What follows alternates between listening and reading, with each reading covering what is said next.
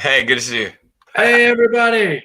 Welcome, one and all, to the big show. And I don't know if anybody knows, but I found me a good looking thumbnail, tweaked it a little bit, and I put that sucker on for this video. And I got it. I think I'm going to use it for all of them if y'all like it. But I got some buddies with me. Bam! We have Jeffrey Comic-Con Henson, the man who is always here. How you doing, Jeff? Hey, I'm doing good, man. Good to see you. How are you doing today? Pretty good. Looks like you got a different setup than the last time I was with you. Yeah, I won a contest and I got this microphone, so I've been using that, and it's pretty cool. I got it from Delphi and Kachung. Yeah, they had a contest, sweet. And I entered it, and this was the giveaway, so that's pretty cool. That's nice. Pretty cool. And what we have today is our guest, Mr. Stay Puft, 1983. What's going on, man? What's going on, Big Will, Jeffrey, everybody in the chat? Oh, yeah. I don't know about you, Jeff, but I see we got about 2 people in the chat, Barbarian Kung Fu and Miss Tina Carenson. That's right. Thank you guys for... I was going to say Stay Puffs in the chat, too, but we got him live and direct tonight. How is everybody doing? Thank you all for joining us in the chat. Tina, always. Steve Whiting, always good to see you, Tina. Good to see you. All right. Looks like I've got Steve in the house as well. Okay, well, normally I'm the one that starts this off, but Jeff, when I mentioned I accidentally got us a guest for tonight, you asked who it was, and I said Stay Puft, and you seemed very excited about that. Yeah. So I'm going to let you start off with the interview here for our guest. So take it away, man. No, but it's real cool because me and Sean Stay Puft have been friends for a while now, and this is like our one of the first times we've actually gotten to do something together on YouTube. So it's just cool to actually like get to work with him, because been a good friend ever since I first started, and I appreciate all that. No problem, man. This is what, the second or third time I'm with you live, because I know we was together on Rod's show. Yep. And then there was probably another random show that we popped up together live on. So yeah, I think so. Somebody had a live stream and everybody was just jumping in, and we were both. Yeah, I think it was NYC. Yeah, it might have been it. So what have you been up to, man? You been picking up anything good lately? I haven't picked up my books this week or last week. The last time I picked up my books was when I met up with Steve and them when they came to Orlando. Nice. I was checking that out. If you guys don't follow Sean on Instagram, man, killer Instagrammer, always got something good posting. That's where I see most of the pictures of you hanging out with all the guys down there in Florida. Yeah, and I put that compilation video out when that 35-minute video of us all going out hunting together and stuff like that. It was fun times, man. Fun times. Yeah, well, those are some great guys for sure. Well, I know you said you hadn't been to the shop this week, but when you go to the shop, what are some of the titles you're going to be picking up? What do you like? Well, I'm going to get my usual books, the Red Sonja, Black Panther, some Vampy, and I'm probably going to pick up that Turtles 100, even though I haven't been reading it on the consistent. I pick it up in trade, but it's issue 100. I'm a sucker for them anniversary issues. So I'm gonna bite the bullet and pay like what $9 for that thick book. But it's Turtles. I love the Ninja Turtles, so I'm gonna cop that for sure. That sounds like a plan, man. Jeff, what about you, man? What'd you get yesterday? Actually, I just went and got it right before the show. Pull list wise was just the Immortal Hulk and Detective Comics, but I got a couple of back issues. I got Crisis on Infinite Earth 1, 2, 3, and 4. I was trying to get that collection going because I just kind of started getting into Flash, but that's about it for this week. Yeah, that's a great run, man. Perez and Wolfman. Right, and I have not read it and don't know anything about it yet. So I've been watching the Flash television series, and I keep seeing a bunch of stuff about this. So it's just like it's got me amped up and excited to check it out. Yeah, I only have 2 books on my pull list right now, but I picked up 3. Oh, nice. One thing that's on my pull list for sure, Ghost Rider. Yeah, I'm gonna get that one too. Ghost Rider.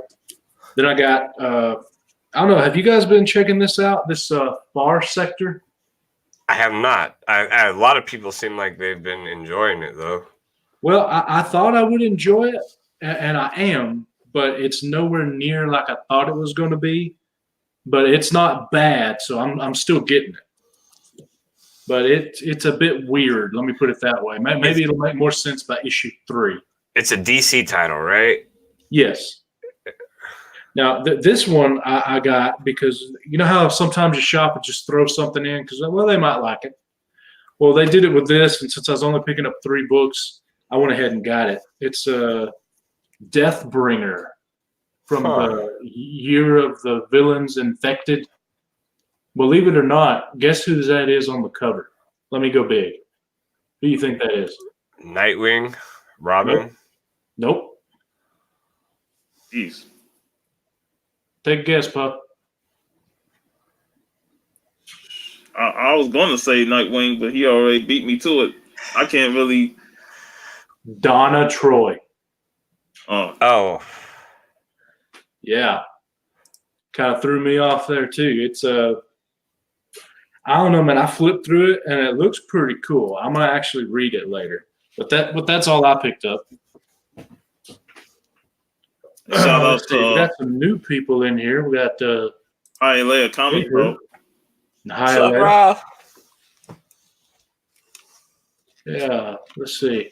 Oh, and BLC. The cat is here. What's up, Big Cat? Big What up? Cat. So Stay Puft, man, what kind of back issues do you like to get? I mean, you mentioned the anniversary issue. Is it because it's Turtles, or do you just like anniversary issues in general?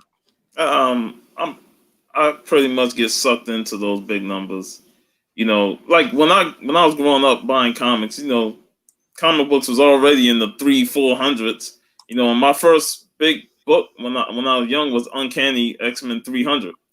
You know, and that nice foil cover, that shiny cover and stuff. And then ever since then, you know, I grew a fondness of the big anniversary issues. You know, so Marvel tend to try and suck me back with that, and sometimes I get irritated, especially when they relaunch a book, keep relaunching it, and then they know they're getting close to that big number, like, let's go back to the big numbers. Then they roll with it, and then they relaunch it again. I'm like, well, what was the point? You know? But other than that, you know, it's Turtles. It's I think the second 100th issue of the Turtles in terms of their runs. So I'm gonna get it and check it out. Okay.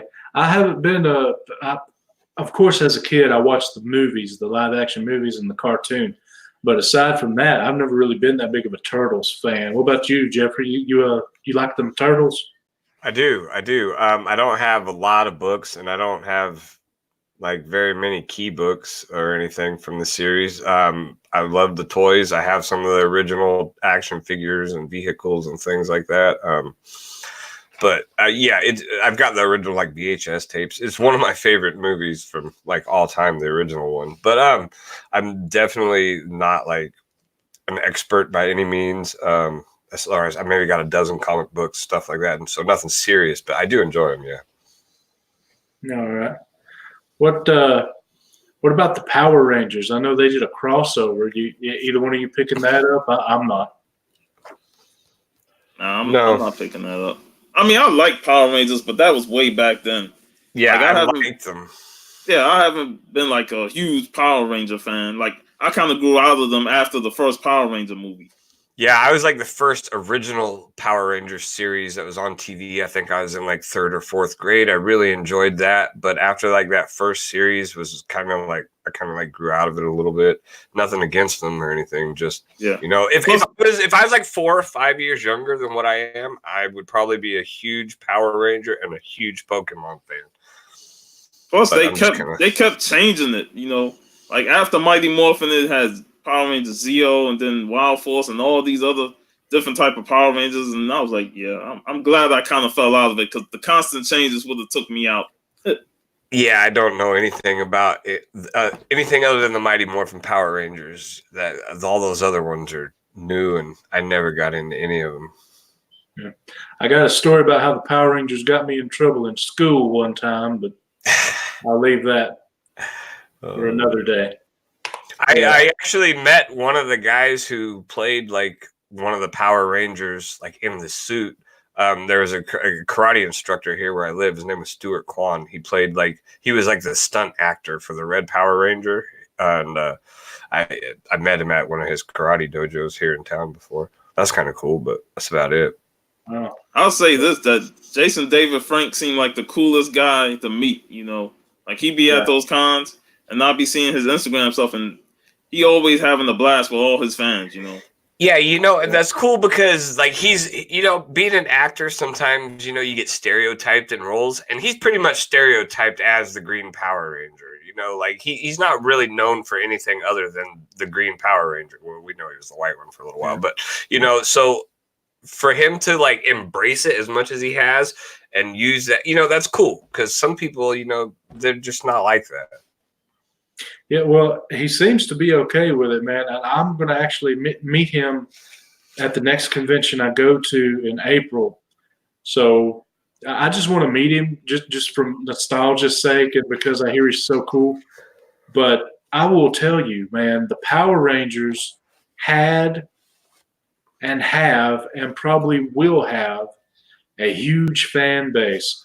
The last convention we had here around the Huntsville area, we had Zordon, the second Pink Ranger, the original Black Ranger, the original, well, not the original Yellow Ranger. She sadly died, but the girl that took her spot, and like 2 other Rangers. And dude, the lines were like around the arena almost for people wanting to meet them. So they have a huge fan base, and we know we got some buzz in the community. Bert Nasty, he's a huge Power Rangers fan. I think we got a few more. Yeah, and I mean, like, Power Rangers have a worldwide following also, which probably helps because Power Rangers. They got a few different names across the world. Like in Japan, they were called like Super Sentai, something or other like that. So it's a worldwide following, and not everything gets so big like that. So they can go pretty much anywhere, and the Power Rangers are going to be there. That I think that helps in their celebrity too. One thing I remember back in the 90s, well, the Power Rangers was so big, you had the copycats, all the spin-offs. You had Big Bad Beetleborgs, VR Troopers, Masked Rider, and all that stuff. And I watched all that. I was like, me too. Yeah, I watched all that. VR Troopers, anybody? Yeah, VR Troopers, man. Yeah, the Big Bad Beetleborgs. I watched those ones too. Like you watched them all. Knockoffs. It's just like the Pokemon craze. When Pokemon got popular, then everybody started getting animated cartoons. Digimon, Yu-Gi-Oh, Monster Rancher, Digimon, and all that stuff. Like once one thing gets hot, everybody try to emulate it. Yeah. I will say this. Out of those that we mentioned, the Big Bad Beetleborgs and the VR Troopers, they didn't. If you were to watch them now, they don't hold up. The Power Rangers, it's for kids, you can tell that, but it still holds up fairly good. I mean, at least when I've watched it before, I tried to get back into it because everyone else was. Nah, I'll just take the good memories from the past. Yeah.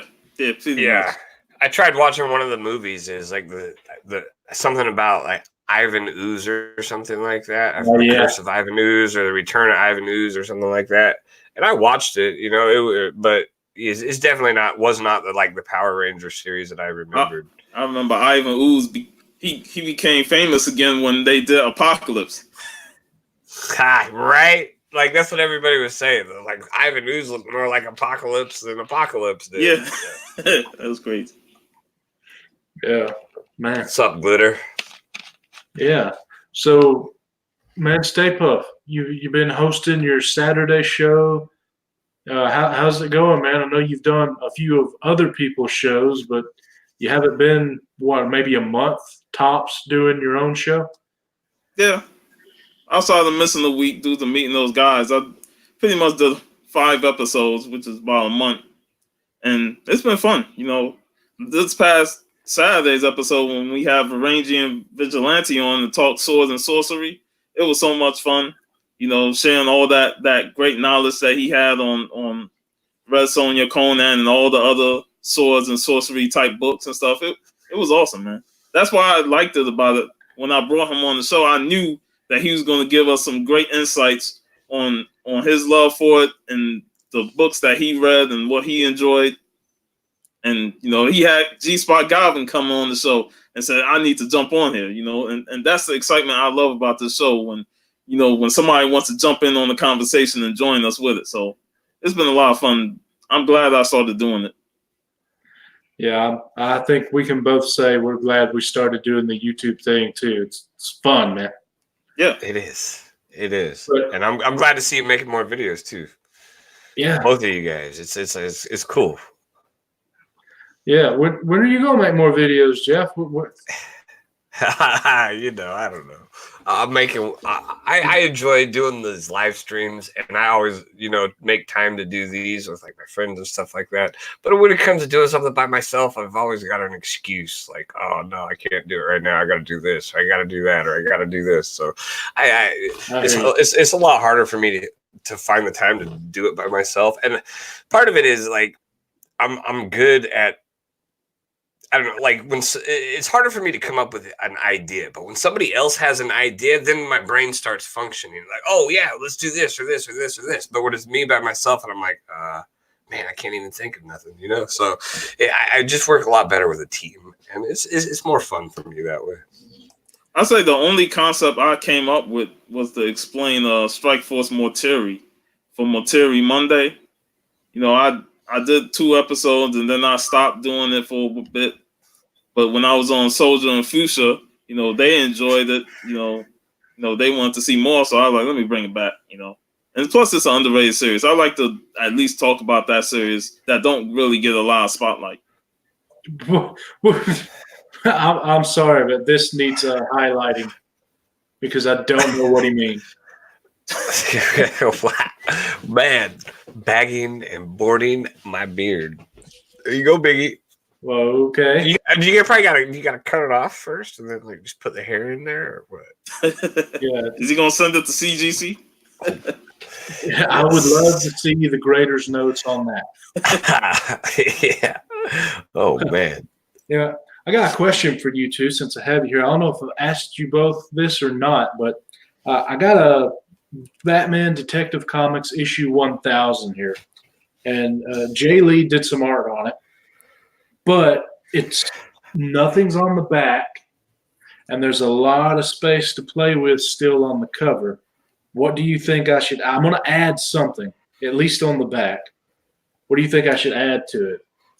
This is what we got on the front cover, and you see all the space we got. And then, of course, there's the entire back. Ah, man. Like, I don't know. First thing that pops to my mind is what if it, like, somewhere, like, in the top right corner had, like, the Bat logo? Yeah. And halfway down, it had, like, the Gotham City skyline or something, and it could wrap around to the back side, too. Like, you see the towers and stuff like that. Just, how you see, like, people just do, like, a little quick sketch outline in the background or something like that. Maybe throw a villain on the back of it or the Batmobile or something. I was thinking of like the rest of the Bat family, Batgirl, Red Hood, Signal, some of the other Bat family members. Yeah, that'd be kind of cool. Have like the city skyline kind of right here, and then maybe a bat signal shining here. Yeah. And then do the back for the rest of the Bat family, maybe. Yeah, that'd be sweet. Sounds pretty good. So, how do you guys get sketches on anything, or do you stay away from the sketches? Jeffrey, I know you you bought some sketches or had some done for the first time recently, right?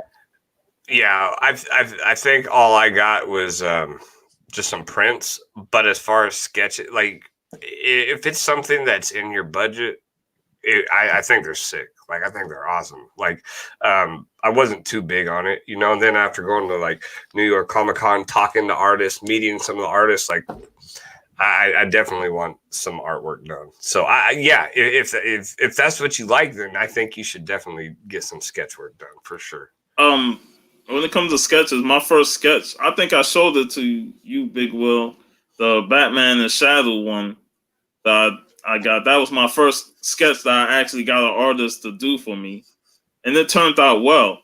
But my highlight was that Shuri, the movie Shuri, that Brian Stelfleeze did.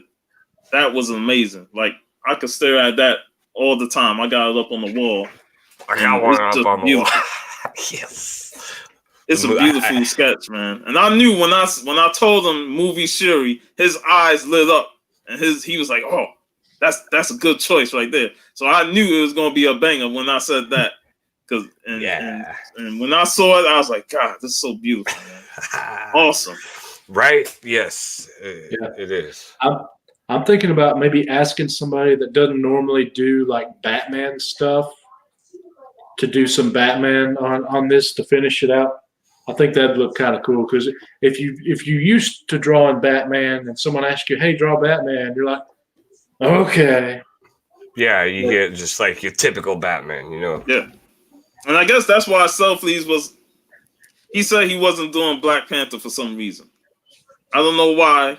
I never really got the answer, but he wasn't doing Black Panther sketches. He said he would do a T'Challa sketch, but not a Black Panther. So I was assuming maybe he'd done so many Black Panthers that he didn't want to do a Black Panther. And that's why when I said movie Shuri, his face lit up like, oh, that's something new for me. And I think artists like that, man. When you give them something that they're not doing all the time, even if it's just for a signature, and you bring up a book that they're not, because a lot of times people bring up the same stuff, you know, and they just sign it. And when you throw something out there, like, really, you want this signed? Yeah, awesome. You know, like, I think that makes them feel good sometimes when you give them something that's, what do they call that, not non-cookie cutter, you know. Yeah, I remember when I brought that Maximum Clonus to John Romita Sr. That was like, it was something that he didn't do, but he still signed it because, you know, it's Spider-Man, and he's like, I didn't do this book, but if you want me to sign it, I'll sign it. And I was like, the one you were saying you were with your dad or something like that? Yeah, right? My dad. Yeah. I was standing in line. My dad's like, he did Spider-Man, man. You should get him to sign this book. And then I'm looking at everybody else, and they got, you know, John Romita books, and I got this modern Maximum Clonus crap. So he looked at it. He said, I didn't do this book, but if you want me to sign it, I'll sign it. And I looked at my dad. He said, yeah, let him sign it. So he signed it, and the rest was history, you know.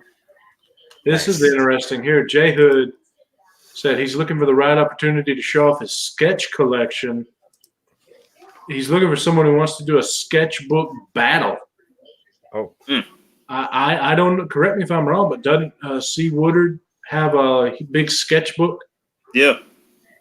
That might be someone you want to talk to then, J Hood. Yeah, C. Woodard has a lot of, he got like a sketchbook with all the sketches in it. It's amazing. Yeah. He used to do a show just on it. I don't know if he's still doing it or not, but I think he's got a couple of sketchbooks, honestly. Yeah. But one thing I like to do is see if I can't combine things that don't normally get combined. Like, for example, a Marvel idea. What I mean is, like, I went to Joe Rubenstein and I bought a print that he did of Deadpool. It was just black and white ink print, and I took it to Fabian Nicieza, who was actually the co-creator of Deadpool, and I got him to add in word bubbles and sign it as well. So it was kind of a combination thing. And then I got another artist, not local, but unknown, to do a Wolverine spanking Deadpool. Just because. It didn't dawn on me, but what I could have done was Joe Rubenstein was there and Fabian there, co-creator of Deadpool. I could have had him do the art, Joe Rubenstein ink it, and then Fabian give them something to say and sign it. And that would have been so cool, but I didn't think of it in time. Then you just need Liefeld. No. Yes. Oh, man. But hey, Jeff, I still remember that picture of you photobombing Lightfield. He looked. That was hilarious. Oh man, I've done that to him a couple times, at least twice now. I've found him and I photobomb him, But yeah, but that last one was hilarious. Though. Yeah, he caught me. He totally caught me that last round. I was like, oh, yeah. What did he say to you, man? Nothing. He didn't say nothing. He just turned around and looked at me, and I put my hand up like this, and I walked off. I was like, oh man, got caught. Oh, that was hilarious. Man. Well, Stay Puff, is there anything that you want to ask me or Jeff by any chance? Jeff is always welcome to come on the show. I know I had Big Will on the show a few times, so Jeff, whenever if you're available Saturday, I know I start my show at 2 p.m. Eastern, but if you're available, I'll send you the link. Yeah, and you can jump on my show, man. Cool, for sure. Awesome to have you, man. I'll be on there for sure one of these times, definitely. Yeah, just let me know, man. That'd be 11 for you, wouldn't it, Jeff? I think so, that works out pretty well. So as long as I'm not working in the morning, we should be good. Cool. Well, sounds like you might have a link to be sending out Saturday. See what happens. Oh, yeah. It's going to be fun. Right. Well, is there anything, Jeffrey, that you want to say while we're on there and we have Stay Puff here and we got the chat? We got 8 people watching us. Yeah, I guess just I have nothing to say. Sorry. I was thinking of something, but listen up. Okay, I'm good. Yeah, psych. Oh. I know I'm planning the AOK for Soldier and Fuchsia only. When I was on their show last week, definitely planning to get that sent out to them. So yeah, nice. Yeah, they're cool, man. I really enjoy working with them. All right. Well, I can tell we're starting to wind it down here. So, do either of you two have anything to plug? Only thing I gotta plug is my Saturday show, chatting with the comic community, 2 p.m. Eastern. If anybody wants to come on, I'll gladly welcome. I like to have the rotating, guests, because I know not everybody's gonna come and stay on. But if anybody wants to jump on, shoot me a message on Instagram, and we could talk about that. All right. Nice. Jeff, do you have anything on your channel or? I did a video a couple days ago. I uploaded I did a live stream a few days ago on my channel, and then as always Saturday, for sure I'm on Coast to Coast with Rod the Rican, and maybe I can get on the Stay Puff channel as well this Saturday. But other than that, nothing planned. Just trying to collect some random books here and there. Been kind of looking at some more Flash stuff, trying to get some stuff with him because I don't know much about him, and I'm very intrigued by him right now. So I just you might want to get with Sam's Tangled Web. He's starting to get into Flash himself. It's actually funny. We started a group on Instagram, and we were thinking about doing a show. So maybe something will come out of that. We'll see. Well, hey, all right, sounds good, man. As for me, this week, as in coming Sunday, sometime next week, I will be dropping an update video to my contest, which is still going on right now. It ends on the 1st. So you need to get your entries in if you haven't already. It's going to have a first, second, and third. It's going to have a first, second, and third place prize. And that's basically all I have. I'm probably going to do something during the week, but I don't know what it is. I did have a surprise 500 subscriber contest video where I just decided to give one of my subscribers secretly an AOK. I just mailed it out today. So that's actually going out to Glitter and Duct Tape. She won our Glitter and Duct Tape won my 500 subscriber contest. Congratulations. Okay. All right. Well, and before we leave, I just want to shout out the Silver Sunday crew, the Conquistador, Hialeah Comic Bro, Steve Whiten, Jim Boatwright, all the Florida guys. I know we're gonna be on. I'm gonna be back on there Sunday, Silver Sundays with them guys. I wasn't on there last Sunday, so I'll definitely be back on there this Sunday. But shout out to those guys. It was great hanging out with them a couple of weeks ago. Oh, and I almost forgot. I wanted to mention that I met somebody from the community. Nice. And I didn't realize it. They introduced themselves to me. I was in my comic shop, and I met Jam Sessions. Oh, nice. So who knew we go to the same shop? But I guess that's it, everybody. Thank you, the chat, for coming and staying with us. Thank you, Jeffrey. Thank you, Stay Puff. Appreciate you guys for coming on. And Yeah. I guess we'll see y'all later. Thank you guys. Appreciate it. Peace, everybody.